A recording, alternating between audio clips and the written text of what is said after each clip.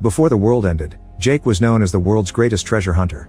No matter the age or the location of the object, he was able to find it. His favorite place to look for treasure was underwater, and he enjoyed being his own boss. Unfortunately, a terrible solar flare hit the planet and the world descended into chaos.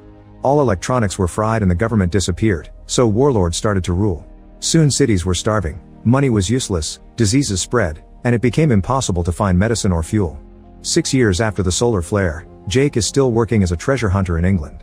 He arrives in an old neighborhood, and after observing the area for a while, he enters a hotel and takes the stairs to the penthouse. There's a large bookshelf that he inspects closely until he finds a secret door that hides a room. Jake immediately sets up a bunch of small explosives that force the steel door open. Then he connects his own battery to get some light. There's a keypad on a safe that requires a password, so he looks at the fingerprints on the keys and combines the letters in a notebook until he finds the right word. Once he opens the safe, he finds a collection of old records and plays the one that matches the password. The music opens a second hidden safe and Jake retrieves a very expensive violin. At that moment, a bunch of thugs wearing police uniforms enter the room and demand the violin, but Jake refuses to hand it over and threatens to shoot them. The thugs try to attack him anyway, so Jake opens fire and starts killing them one by one, exchanging a few blows when he needs a moment to recharge. When he runs out of bullets, he throws a blade at a running man's back. The leader takes the blade, only for Jake to give him the finger. This activates an explosive on the blade that kills the leader too.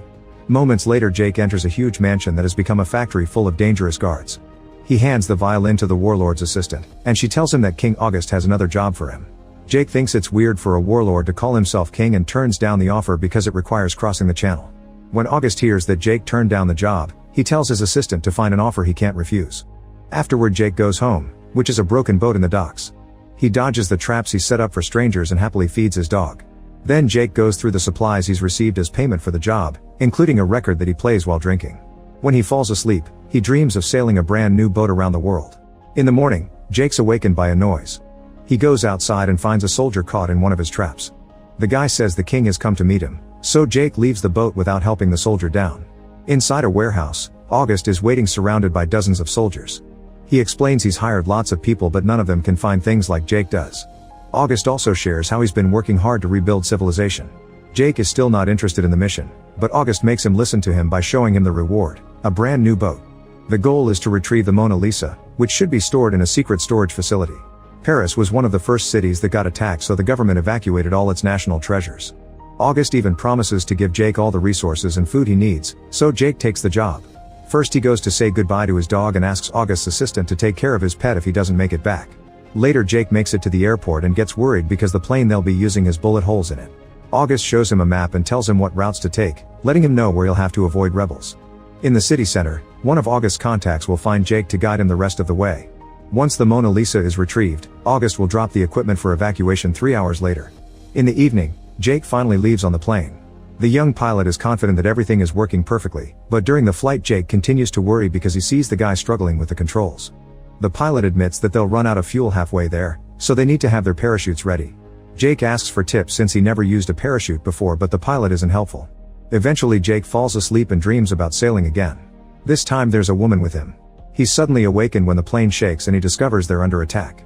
The pilot is doing his best to dodge all the shots, but he announces they'll have to drop earlier. Once they find a safe spot, Jake jumps out and releases the parachute. He floats down for a while and ends up having a rather painful landing. Afterward Jake gets moving only to find various fires in the area. To his horror, rebels have been hanged for their actions. Suddenly a tank bursts through a building and aims the cannon at Jake, but before it can shoot the tank is hit by a missile. Then a bunch of rebels come out of hiding and throw a grenade inside the tank to kill the soldiers inside. After the rebels leave, Jake finally keeps going. In the city of Amiens, soldiers terrorize the streets under the leadership of the cruel warlord Volkov. He loves to play chess because it teaches him war tactics, and he forces civilians to play with him. When his latest opponent reveals he doesn't know how to play, Volkov shoots him on the spot. His right hand Gornich informs him that an intruder was seen jumping from a plane, so Volkov sends out his men to find him. In the morning, Jake makes it to St. Quentin. Everyone here lives in poverty and in fear of Volkov. Jake checks the back of a car and takes some old clothes to hide his nice ones. On the main square, soldiers are reminding everyone of the rules, which include a strict curfew. Anyone who breaks the rules will be severely punished, and they prove this by shooting 2 rebels. When Jake tries to leave, he finds himself surrounded by soldiers who ask him to drop his bag. He throws it at a man's face and starts fighting the team, trapping a soldier's hand on the car door and smashing another guy's head on the window. A soldier tries to attack him with a knife, but Jake blocks him and stabs him with his own weapon. In just a few seconds everyone's down and Jake gets ready to leave, but another soldier comes out of hiding and gets ready to shoot Jake. However, he suddenly gets his throat sliced by a freedom fighter.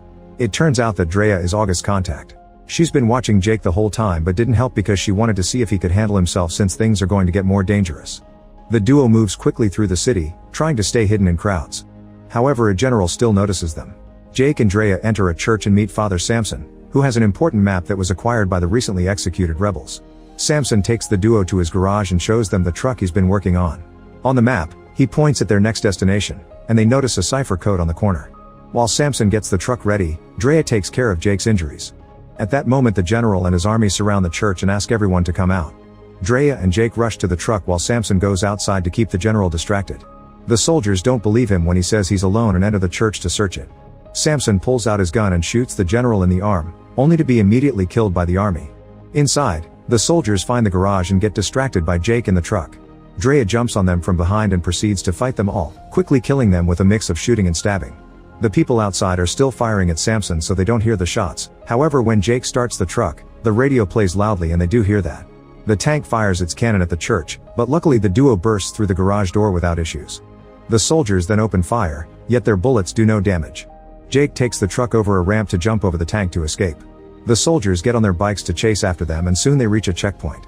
The guards there also open fire, but since Jake has realized that the truck is bulletproof, he just drives ahead and jumps over the roadblock, forcing the guards to move out of the way. A car with more soldiers appears down the road so Jake is forced to drive into a building. The tank shoots the cannon from afar, but it only hits a random car that lands on the road and makes some of the bikers crash. Jake has to make a sharp turn to avoid an explosion and Drea makes him enter a tunnel.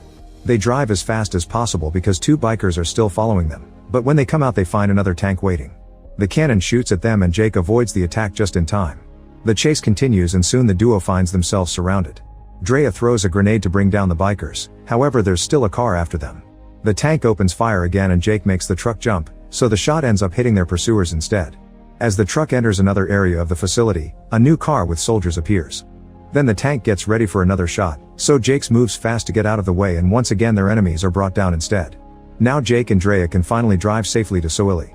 That night, the heroes stop to take a break. Jake wonders why everyone is so willing to die for a painting, no matter how famous it is. Drea explains that the painting is just an excuse to find the vault before Volkov because it contains lots of weapons that the rebels could use to fight. She knows about Jake's dream so she's made an origami boat for him as a good luck gift.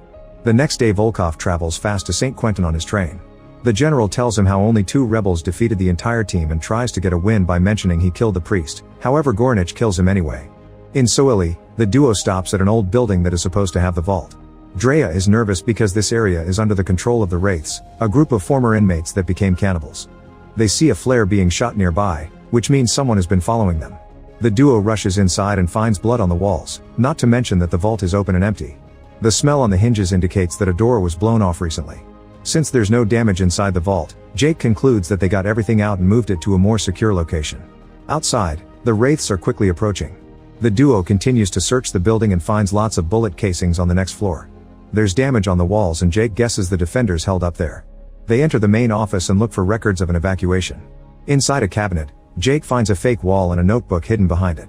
Drea translates the French notes and gets the coordinates they need, but Jake is suspicious. He thinks that the people protecting the treasure wouldn't leave the location for anyone to find. Using the cipher from the map, Jake tries to decode the coordinates to get the real location. At that moment the Wraiths burst into the building. Drea wants to go but Jake keeps working until he finally gets the name Simserhof, which Drea explains is a fort while locating it on the map. The Wraiths are rushing up the stairs, so the duo leaves by climbing out the window. Jake left a grenade on the doorknob, so when the Wraiths open the door they're immediately brought down by the explosion. Back on the truck, Drea calls the rebels and tells them to meet them at Simserhof. Moments later the train arrives at Soili and Volkov sees the tire marks left by the truck. Gornich finds the notebook with the coordinates, but Volkov doesn't fall for it and uses a UV light to reveal Drea's fingerprints on the map. Now he knows he must go to Simserhof too. The Wraith that shot the flare is still alive and Volkov thanks him for the intel by shooting him.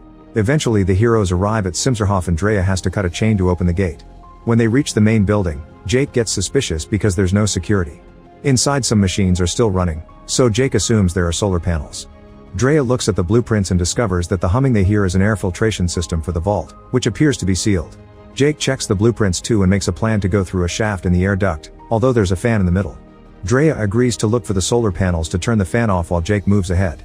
On the top floor, Jake finds some rope and ties it to a valve. Then he cuts his bag to create a harness that he ties to the rope. Now he can start climbing down the shaft.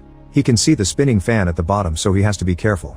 Unfortunately, the friction on the rope is causing it to slowly break. At the same time, Drea reaches the area with the solar panels and opens fire, but she misses her first shot. Thankfully, her second shot lands and the panels go down as Jake falls, so the fan is stopped just in time. After a rough landing, Jake checks the air duct and discovers it's flooded. He takes a deep breath and dives in to swim as fast as possible. He quickly makes it to the hatch, only to find it locked. Jake desperately starts pushing and manages to force it open just in time to avoid drowning. Now Jake can finally enter the vault and open the door from inside so Drea can come in too. The Mona Lisa turns out to be a nuclear bomb with the famous painting drawn on it, and Jake is shocked, but Drea already knew. August didn't tell Jake because he wouldn't have helped them, which Jake confirms. Drea explains that when the USA bombed Japan, it saved an extra bomb for Moscow just in case. She assures Jake that August doesn't want to use the bomb, he just wants to keep it away from warlords like Volkov. Jake thinks none of the warlords can be trusted, not even August, and believes there's no point in fighting because the warlords always win in the end. As the rebels arrive to help Drea move the bomb, Jake drives away in the truck. Seconds later, the train arrives at Simserhof and the soldiers open fire. The rebels try to defend themselves, but the soldiers quickly bring them all down. Goranich even shoots a missile that blows up the rebels' truck. Then Volkov is given the safety key while the bomb is carried to the train. Meanwhile, Jake takes a break and stares at the little origami boat, which changes his mind. He drives back to the fort and finds all the bodies, but thankfully Drea is safe inside the building. He bandages her leg injury while she apologizes for her attitude, saying he was right and there's no point in fighting anymore. However, Jake thinks they can stop Volkov by taking down the train. They gather some explosives and Jake makes a special setup before they leave in the truck. The fort blows up behind them. In the evening, the train has to slow down because of low visibility. Volkov isn't happy about this and shoots the conductor in the head, so the train starts moving faster. At the same time, the heroes drive on the bridge, and when the train passes by, Jake jumps on it. He then opens a door and throws a grenade to kill a bunch of guards. There are still a few survivors, so Jake rushes in to fight them hand to hand. He steals a gun from them and opens fire as well. Soon Goranich joins the fight too, and Jake has to put more effort because he's stronger than random thugs. Goranich kicks Jake out of the car, making him land dangerously close to the bomb, only for Jake to hit him in the groin. The fight continues until Volkov shows up to open fire, and Jake uses Goranich as a shield. Then he rushes back inside to tackle Volkov, and the men start exchanging blows all over the room. Eventually, Jake pushes Volkov on the table and stabs his hand with a compass before taking the safety key. Meanwhile, Drea drives ahead and reaches the following bridge, where she sets up the explosives. They soon blow up and destroy the bridge before the train can cross it. Jake immediately leaves the car and Volkov rushes to the controls to try to stop the train, but it's too late. Volkov can only watch as the train plunges into the abyss, exploding several times as it rolls down the gorge. Nearby, Drea cries because she thinks Jake is dead too, but he surprises her from behind and they hug. Sometime later in England, Jake gives the safety key to August and explains that the bomb is at the bottom of the gorge. Only the K can detonate it, but August still wants to retrieve it just in case. Jake refuses to accept any more missions and leaves on his new boat. Drea joins him and they kiss while they go out to sail the world together. In the meantime, August puts the safety key in his own vault, revealing he's had the real Mona Lisa all along.